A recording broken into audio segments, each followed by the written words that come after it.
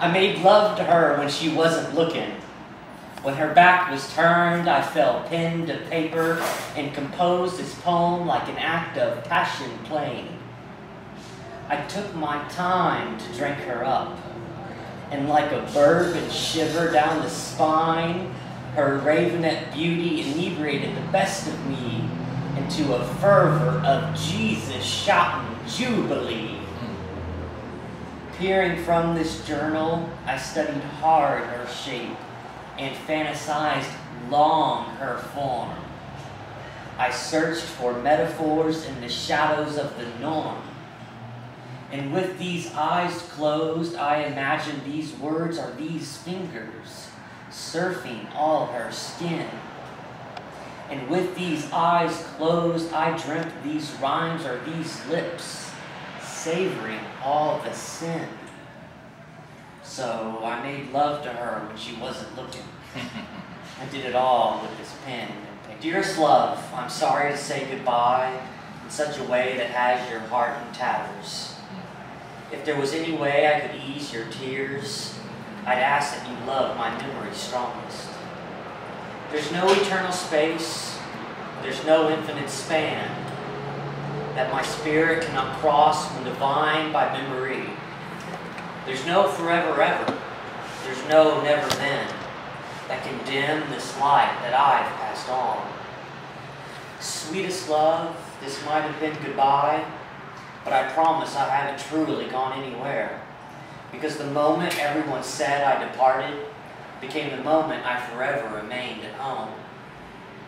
Finally, I will say there's no saying farewell when remembrance resurrects who I am and what I meant.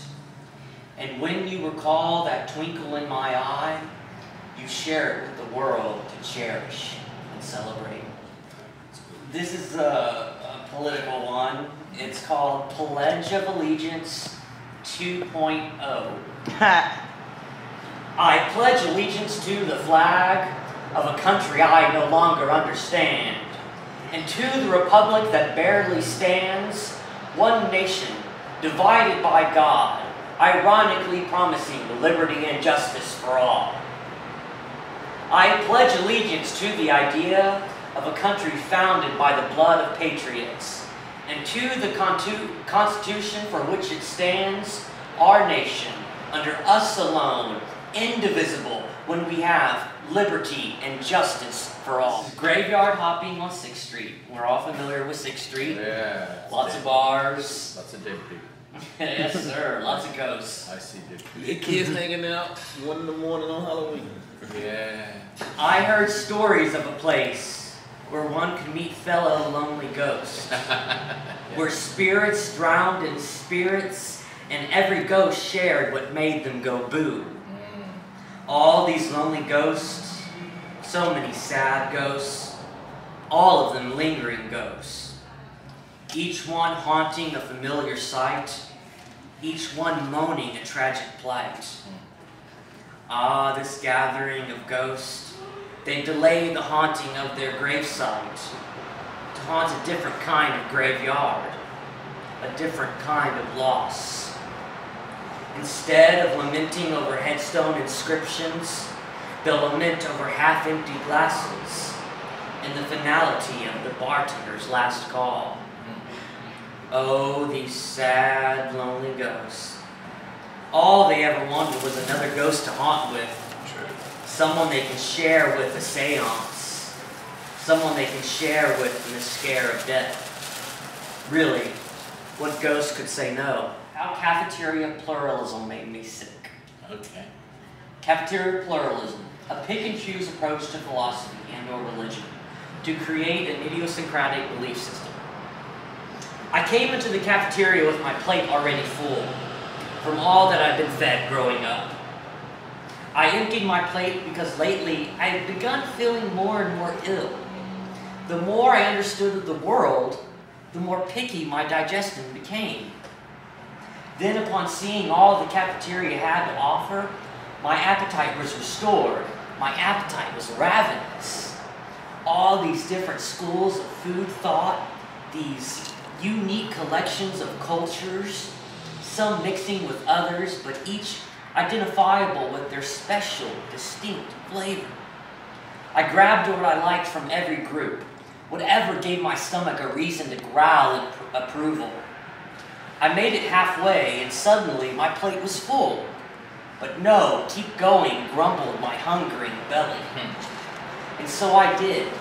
I went all the way around, until my plate struggled with the weight of all I promised to eat. I sat down at the table and devoured. I devoured until my plate was clean. Yet even though I ate only what I agreed with, altogether they didn't agree with me. This tumbleweed. Contemplative is how I roll down this hill, gathering speed and losing perception, until all I see is me, is me, is me, with my head tucked in, listening to my anxious heart. And it's not because I'm dizzy and forgetful that my ignorance is something glaring, but a rolling stone gathers no moss, or so I'm told, because bounding down this hillside, it's hard to gather anything at all. Beneath the porch light. Beneath the porch light where you shone your brightest, we stood awkward with our goodbyes, shy in our hands, and not wanting to let go. Together we stared, staring at the other lost, the other free, until we laughed because tonight felt right under the canopy of an eternal starry night. And I pull away because I'm unsure, I'm afraid. So you leaned in to brush my lips with such your artist's touch. And then I knew I'd felt my highest beneath the porch light where I'd shone my brightest.